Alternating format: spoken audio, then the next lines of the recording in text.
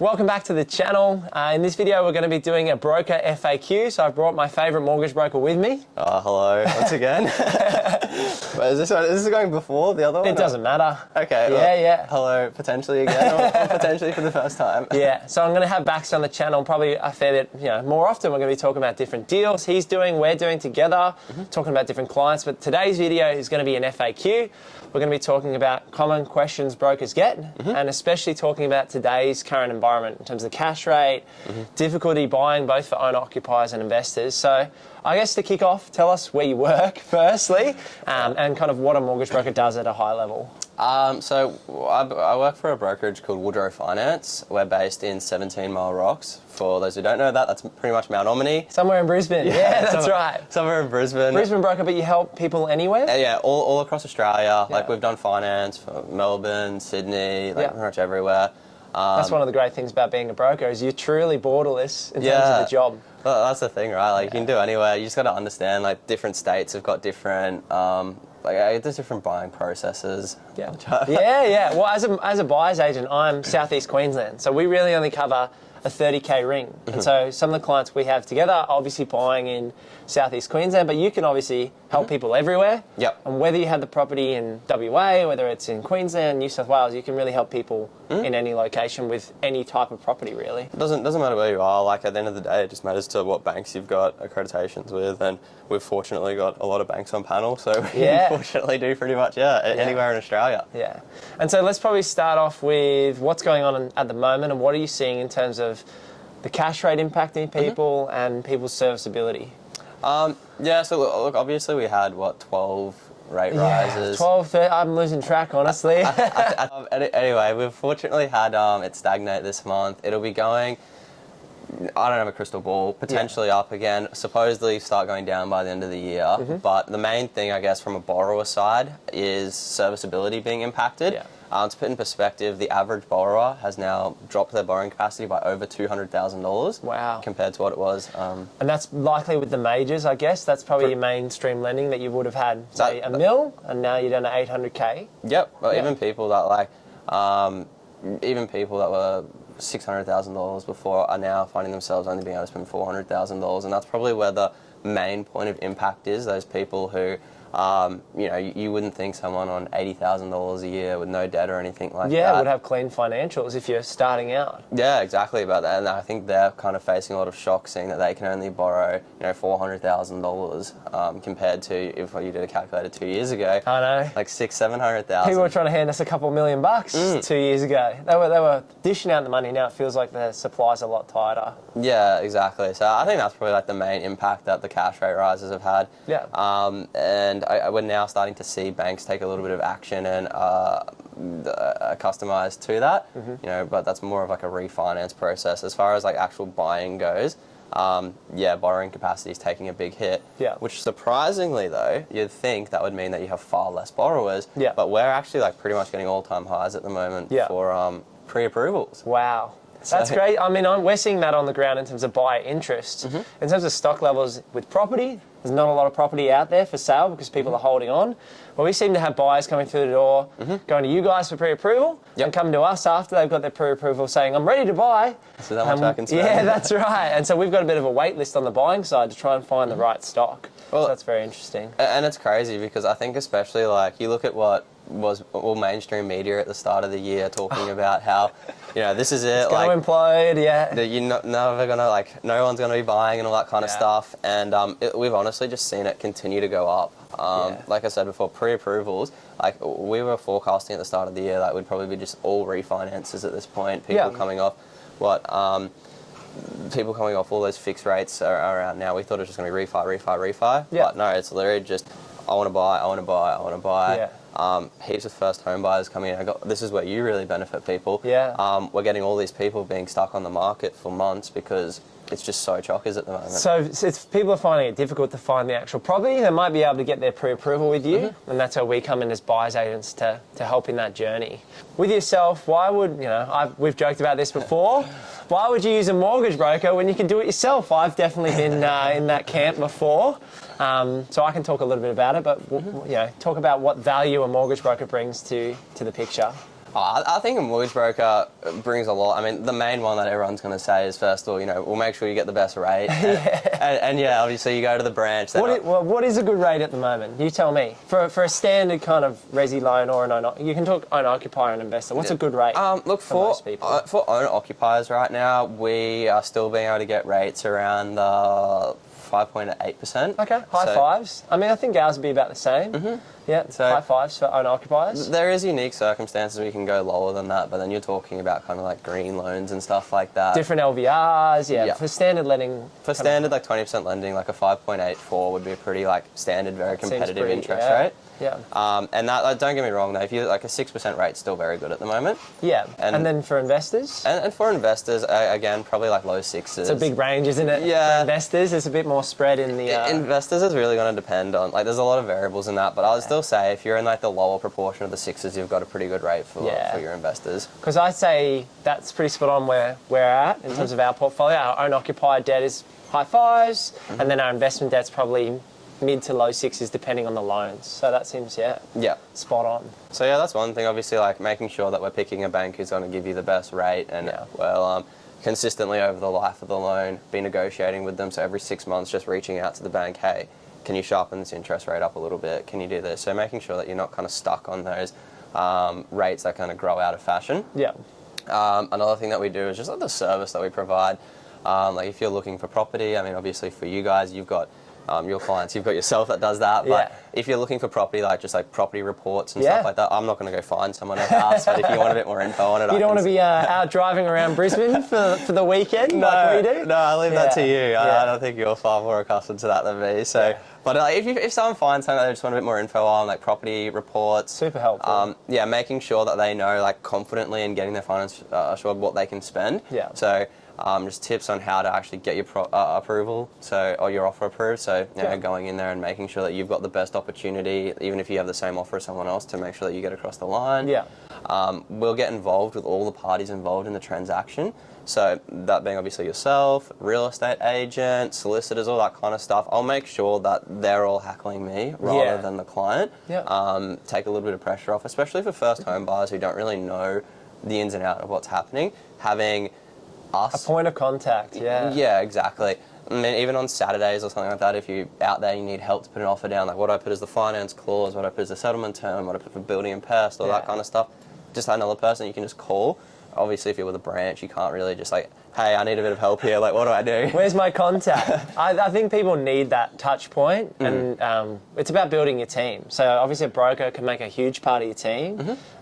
Whether you use a buyer's agent or not is up to you, but if you have someone like Baxter that you can call, have a chat with, I've definitely found that when we've been doing our refinance, because we'll do a separate video on the refinance of the unit block. But in terms of that deal, we were always having, send me a text, give me a call, and that just made me know, okay, he has what he needs in terms of documents, and this is where our loan is up to. Yeah, it just gave us clarity. I think just like transparency is huge. Like when people are going for finance, they want to know what's happening. Like, and that's what we really focus on, making sure that you're never sitting there scratching your head like, oh, I wonder what's happening at the moment. Is it this week? Is it next week? Yeah, exactly. Does he not know? And that's fine as well. Like if you don't know, just it's about letting people understand. 100%. Just like, oh, cool. Like, I'm not expecting an answer until this date. Or like, I know that this is happening behind the scenes, that kind of thing. It's massive. Obviously, like also just taking away the stress from like dealing with banks. Like no one wants to have to go to the branch on their lunch break every time. Please sign these paper docs. I remember the days of paper docs. It's terrible. Yeah, exactly. Like, hey, I'm not going to be able to work like between these hours. I have to go into the city to sign some documents for the bank. Like, we'll come out to you after hours or on the weekend or whatever. Or a lot of it's online as well, depending on the bank. Whatever you need, like appointment-wise and that kind of stuff. Like, it's all like we're working in your time rather than you having to make time for the banks. Yeah, so good. So the next thing we'll probably chat about is pre-approvals. I'm sure a lot of people have, questions about the pre-approval process. For us on the buyer's agent side, we ask for finance approval. So when we're dealing with our clients as a buyer's agent, we need confidence in finances. Otherwise, imagine we go out there and offer on $1 million home and they've only got capacity to 800K.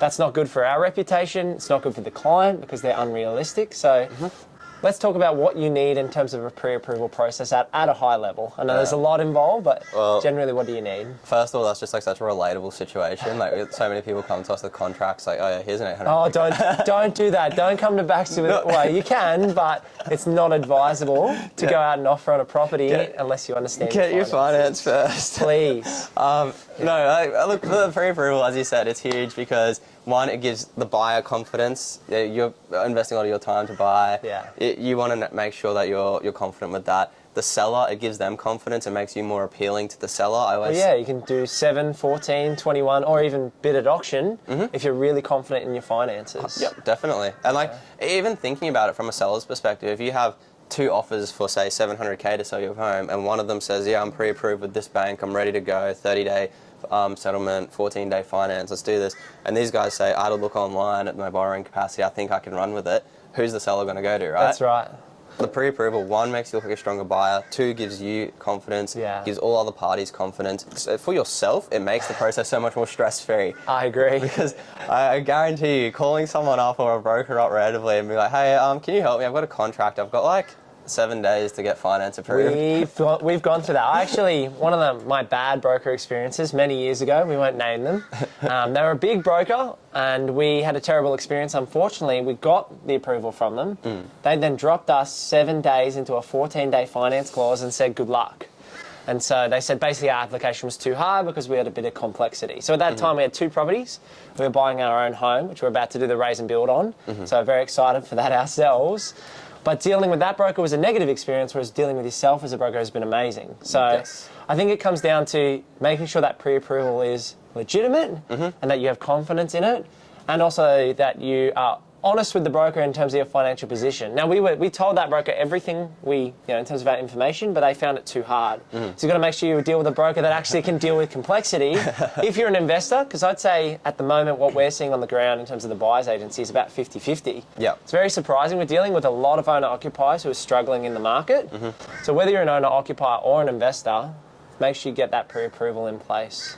Yeah, I think like you said, it's really about just finding someone who's going to communicate well with you, make sure that you know what you can do, or even if you can't do what you want to do, at least put the goalposts up for you so that you know where you need to be to get we want $1 million, and you can say, well, it's going to be 800, so either change your expectations or you need to increase your income or decrease your expenses. Yeah, exactly. It's just, we want to make sure that, as we said, you can either get what you want or know how to get what you want. And you should never be sitting there thinking like, oh, what if? There's no options. There's always going to be an option. It's just a matter of compromise in your finances. The main things you need for a pre-approval are obviously your pay slips. Document-wise. Yeah, so what kind of basic documents? Income, expenses, and assets? Oh, look, for basic documents, I mean, of course, it's going to be lender dependent, and at the end of the day, you'll probably have to supply more. But to start off with, to get a good gauge of what you can borrow, your statements for living expenses, savings, and pay accounts. For all your debts as well. So assets and liabilities. So credit, anything, and that's anything from whether you got credit cards, Afterpay, car loans. Hopefully not too many of those if you're watching my channel. Just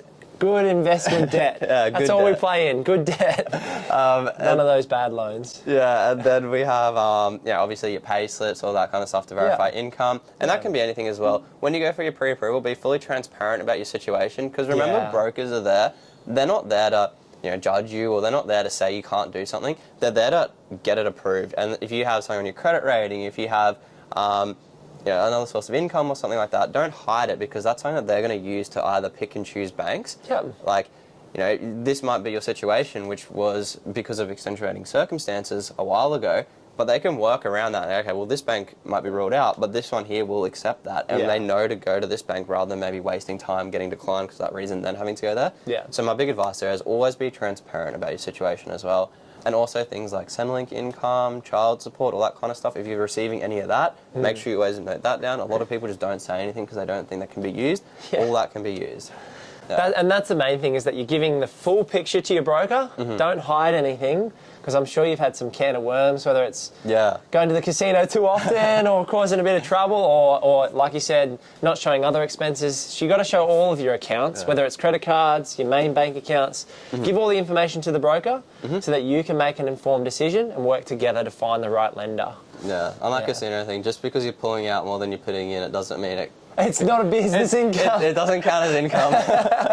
I'm sure someone's, with sports bet trying to show that they are a profitable bettor or something like that. It's my side hustle. It's pretty much an extra 50k a year guaranteed. Yeah, guaranteed. Back me, Mr. Bank. That's funny. So the next question would be around timeframes and how do they get in touch if they're looking for a broker? Okay. So timeframes, I'd say the best time to reach out is literally as soon as you find yourself like on realestate.com. Because before, as soon as you're thinking about buying a property. Like even if you just have a look, like, exactly. As soon as it goes to your mind, like, and when I say realestate.com, I mean like literally just go on for the first time and have a look and think that you like potentially could want to get into the market. Yeah. Because, you'd hate to be that guy that or finds woman. the perfect. or that finds the perfect house. Oh no, I'm sure that happens all the time. Yeah, exactly. And it's like, damn, I missed out on that because I wasn't proactive about it. Yeah. Jump on the website, woodrowfinance.com, book in an appointment, you literally just chuck in your details, we'll be in contact with you same day. Put your details in at 8 o'clock at night, you'll probably be contacted at 8 o'clock at night to like book your appointment in. Yep. And then, as I said, book it in straight away for whenever you guys are free, whether it be the next day, after hours, at night, in the morning, whenever. Yeah. Have a chat. Get everything sorted. And then how long would it usually take to get, so you've, thinking about buying a property, you've reached out to Woodrow Finance or another broker to have a chat. What happens then in terms of how long does it take to get a pre-approval generally? Well, I mean, you put some clients through last week.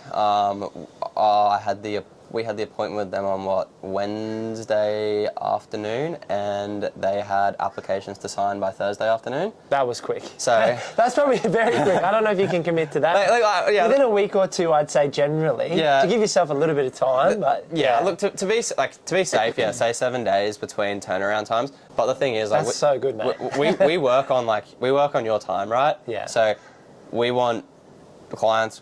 We want to be waiting on clients. We don't want clients waiting on us. So however fast you need to go, we can kind of work within that. Obviously, if it's just a pre-approval and you haven't looked, it's probably going to take a little bit longer. Yep. But if you need it done straight away, it'll get done straight away. Just make sure you have your docs in order. You've probably seen that. Yeah, I'm a bit crazy with my spreadsheets and all the documents we have. Which is good. It makes my job easier. And that's what you want. If you can get all your IDs, all your pay slips, everything into one folder, ready to send, plus a spreadsheet. And I've got a calculator on our website for investment properties, and we've got other spreadsheets we've shared with clients in the past. So if you can just document all that for your broker, I gave Baxter a financial snapshot, which is assets, liabilities, income, expenses. If you can do something like that. It was the dream to receive. It saved me so much time. Made it a lot easier. Then you'll expect to have it within a week or two, and then you can get out. Yeah, literally. As soon as we have had an appointment and we can assess your situation, we can issue a letter of eligibility, which is in writing, us saying this is what we believe and we're confident in you spending. Written pre-approval from the lender typically takes about 7 days to get. And then for most people, for our clients, we're probably putting in 14 days finance. So that's standard. Yeah, I think 14-day finance. I mean, even if you know that it's only going to take you 48 hours to get a turnaround with a lender. 14-day finance is just a safe pitch to go with. Gives you a little bit of time. It lets you formalise everything. It's not going to affect your settlement time. It's probably a good one. And that's standard for most people. Yeah, I'd say 14 to 21 is standard for most people. And I mean, the only time that's really different is if you have a really complex situation, then you're probably looking at, you might need a 30-day settlement. You might need a 30-day finance clause in there. And then that's when we're being that's where communication comes down to. We're being very transparent about, hey, there's very unique circumstances. We have to go with a lender who's going to have a slow turnaround time because of that. Our backs are against the wall. That's why we're doing that. But 9 out of 10 times, unless you're a cash buyer or that kind of situation, it's going to be a 14-day finance clause. So hopefully that's answered some questions about the market as it stands at the moment, pre-approvals, some bad broker experience, some good broker experiences, and what you might need in terms of timeframes to get yourself started. So if you're interested in heading over to have a chat with Baxter, go to woodrowfinance.com.au. If you're looking for a buyer's agent somewhere in southeast Queensland, then head over to purposeproperty.com.au. Really enjoyed having this chat, mate, so thanks for coming on the channel. No worries. And when you do the website inquiry, make sure you put in the Luke sent you. Yes, let's do the piece. What's the outro music? Very good. Awesome, man. Yeah, sorry. You ready to go? Yeah. Oh, you got the hair right. Yeah. That's going to make the outtakes for sure. Yeah, mate, That's going to be at the end. I was going to get a haircut beforehand. And then I'm trying to grow a man bun, so yeah, it's coming in .com.au. That's exactly right. Nailed it first time. Yeah, exactly. First take on that. That's right.